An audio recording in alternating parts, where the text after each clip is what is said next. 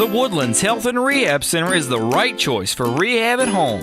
Our therapy department, with the assistance of our experienced clinical team, will transition you home quickly and safely. The Woodlands Health and Rehab Center, living made better.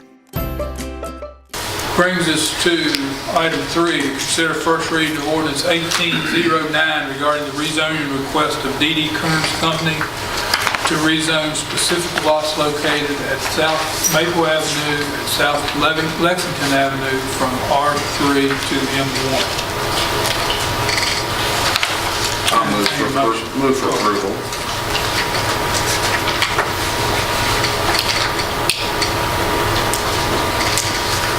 Need a second before we have discussion. Second. Discussion? Yes, I have a couple of things. The way that place looks, I've been complaining about it for the last year and a half. Before Bill Zimmerman died, he complained about it for 2 years. Lisa. I can't understand why we need to change zones when all they would have to do is move the equipment around down there and put cars up on that lot and still leave it as a residential. There's no way they could hide that equipment from the church. That church is a historic, and I don't think it needs to have all that stuff back behind the church. There's no way they could hide that. They can't plant nothing that will grow that fast. They don't have enough fence to go that high. And I just don't think that it needs to be changed. It's eyesore. Has been for the last 5 years.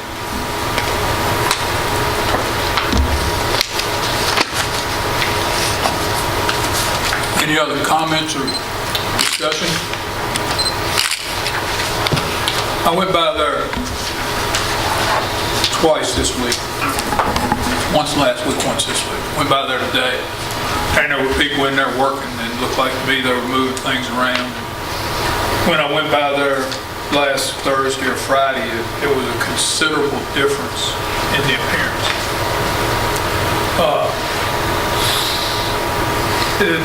The property has been used for this purpose for a while, and I know it took us a while to get there to the point of bringing this before the Planning Commission. And the Planning Commission approved the zoning change at their last meeting 6-1.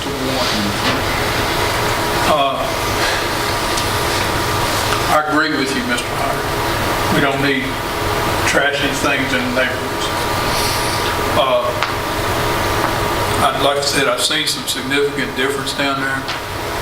I think Mr. Tyree, come up here and talk to us a minute there.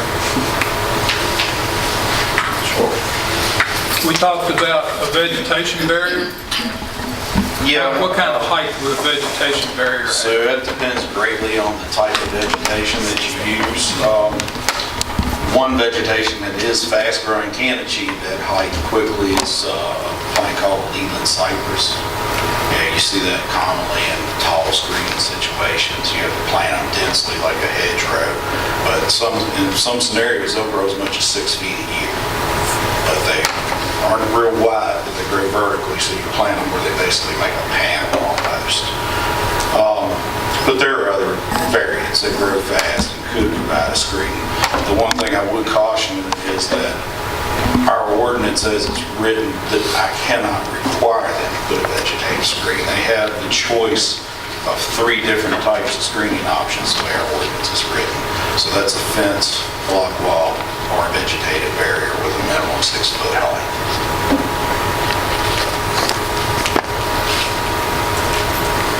And you've talked to the property owner?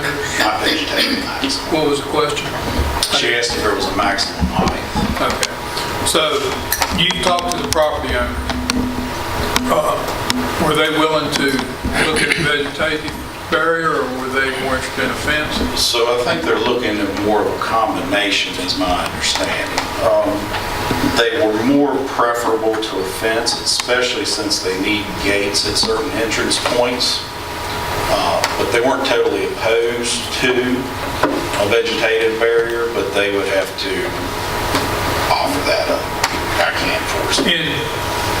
In my going down there and looking. A vegetative barrier of considerable height on the alley side of the property. The same thing on the property that adjoins the church's vacant lot to the north, I guess it is. Then fence with gates could go on the other 2 blocks. I think they were expressing the need for an entrance on the alley side and then another one from one of the street corners. So basically diagonals from each other is the way I was basically understanding the need. So that they had access to the equipment in one corner without moving everything from the other areas of it. And just speaking about it from a teetotal land use perspective, it's an industrial border property. It's already bordered by industrial uses. Railroad on one side, which we don't apply zoning to, but if you were, it would be more of an industrial use. It's an intense use. And on the other side of use. And traditionally in land use, churches are viewed as commercial use. And so for me, just looking at it from a land use, there's a commercial step down there before you cross Lexington to buffer to the residential area. And in our upcoming comprehensive plan, we have that area identified as a transitional area. And so my interpretation of transitional means we're going to wait and see what use demands the most need. Will it be the commercial district expansion from downtown, encouraging that way? Will the residential come back into that area and basically push back against that? Or will the industrial need for that type of land use pursue on down through the area? That's kind of how I look at a transitional use area. You're waiting to see what the need is before you actually dedicate that area to be a certain use there. But you cannot transition where the houses are and people living in. No, but we can change the zoning on them at any point that the council so chooses. Even though people living in them? Absolutely. They would be a non-conforming use at that point. They can live there and exist there in perpetuity. They just can no longer expand the use that's there. So if you have a residential house, you can't expand the footprint of the house any larger. And the day that that use ceases, basically it's no longer going to be a residential use of the transition. But we're not talking. But we're not talking that now. Right now we're talking about just this particular couple lots on that corner. Has anybody from the Historic Society said anything? No, I haven't had any feedback from anybody at the Historic Society, not recently. In the past, I've had some discussions with them about that particular area because of its proximity to some of the downtown properties. But that's been probably a year and a half, 2 years ago.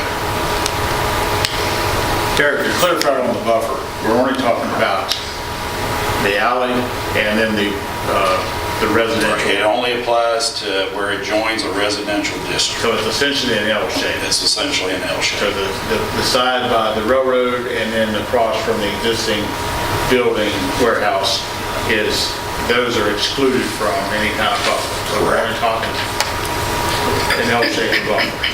Correct. But he also said you couldn't force them to put that in there. They have to do some sort of buffer. It has to be one of the 3 options specified in our code. I can't require them to do one specific one. They can offer it. But my thing is, would it be high enough to cover up all that stuff? Some of them would not. We cannot. The way the code's written, I can only require 6 foot. They can definitely do more, but I can't require more than 6 foot.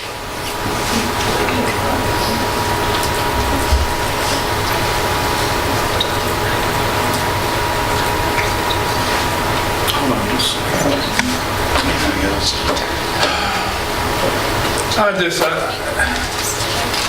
I know the reason that we've done this.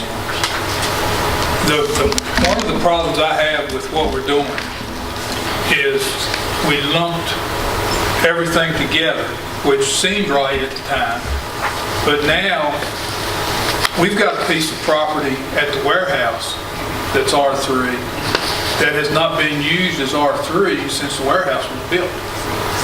That's true. Never was changed. And I feel like it's probably, the warehouse is probably encroaching on that corner line. Yeah, I think so too. So we've got one piece of property in the ordinance, to me, absolutely has to be changed. But now that we've lumped everything in together and we vote against this, then that property doesn't get changed, and it should be changed. If council so chooses, you can always, if you choose to deny all three, then you can give me direction to pursue just the one, and that if you would be in favor of rezoning one, we can have the attorney draft. And I'm not opposed to the ordinance altogether. There's issues with what we're seeing. And this is not an easy decision. I mean, there's a lot of factors to be taken into account. I'm speaking purely from a land use perspective, objectively. I'm not taking in consideration the political ramifications of churches and public feelings. That's your all's realm. My realm is specifically land use. And Reverend Cannon, I want to give you an opportunity to speak. We had a public hearing a week or so ago, which should have been the time for public comment, but I know that as the pastor of the church, I'm sure you have feelings one way or the other about this. So go ahead. Thank you.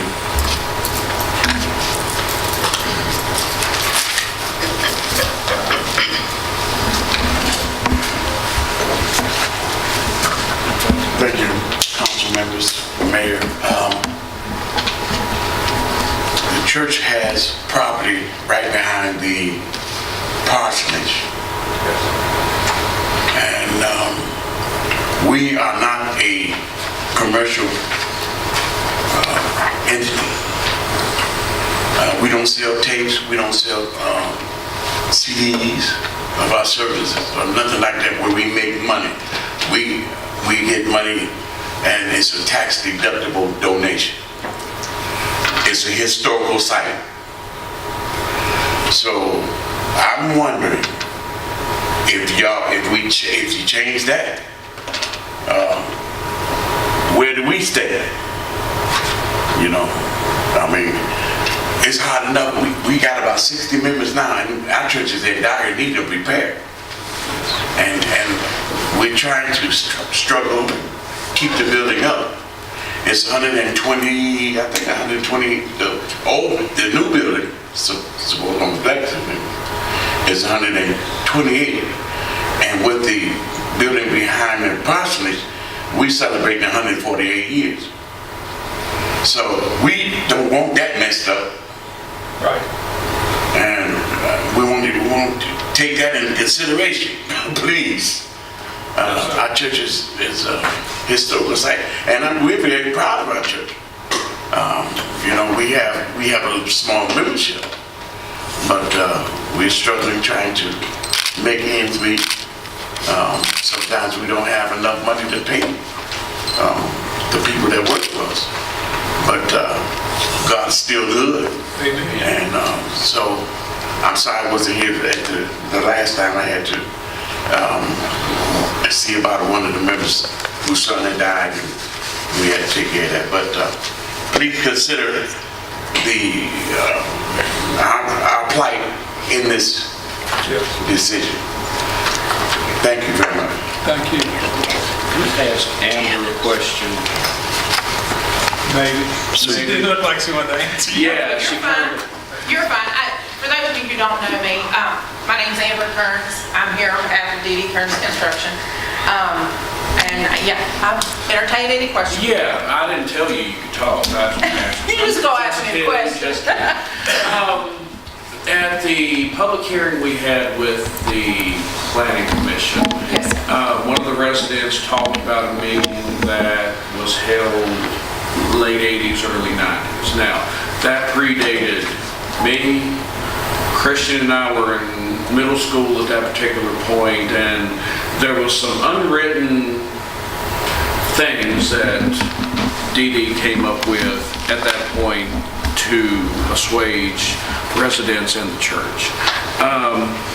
What are your, and I'll say yours, being you represent the company, what are your plans for the future of what you have there? And what would change if we approve this? Would anything change as to how y'all work with the church? What's the relationship now between the church and the company? And correct me if I am out of place here, but I feel that we do our very best to be good neighbors. We have worked, I don't know how many years. You guys park on our lots on Sundays. If there's a service held at the church, the funeral home will come to me directly and say, we're having a service here, can you block off the road, can you move vehicles? And we always work with them. We are in the process of helping out with some guttering repairs. We try to be a very good neighbor. I know it's difficult. We are always, I had the road blocked a while today to load out a press that came out of West Vaco for another company. We had cranes set up. It is the nature of what we do. We are a crane business, but we do try to be courteous because we are located right in downtown. So none of that is going to change. Christian's been with the company since he got out of high school. We've got 4 kids that hopefully will step in when we step out. And I'm sure you had many conversations with Joe. Joe's still there every day. None of that will change. And during planning, I did say that in a perfect world, we would like to have a gate on the alley side. That just prevents us having to move everything out, blocking the road, putting everything back. But if that's not what works, we're fine with that. Our motto since the 50s has been, we do it all, we'll work it out. We'll figure it out. If we have to pick something up and move it up to 250 tons, we've got it. So we'll work it out. We want to be able to continue to do what we're doing. Unfortunately, space is a premium. I don't know how many people are familiar with spacing issues in the mill. There's not space there anymore. They're landlocked. So space is a premium.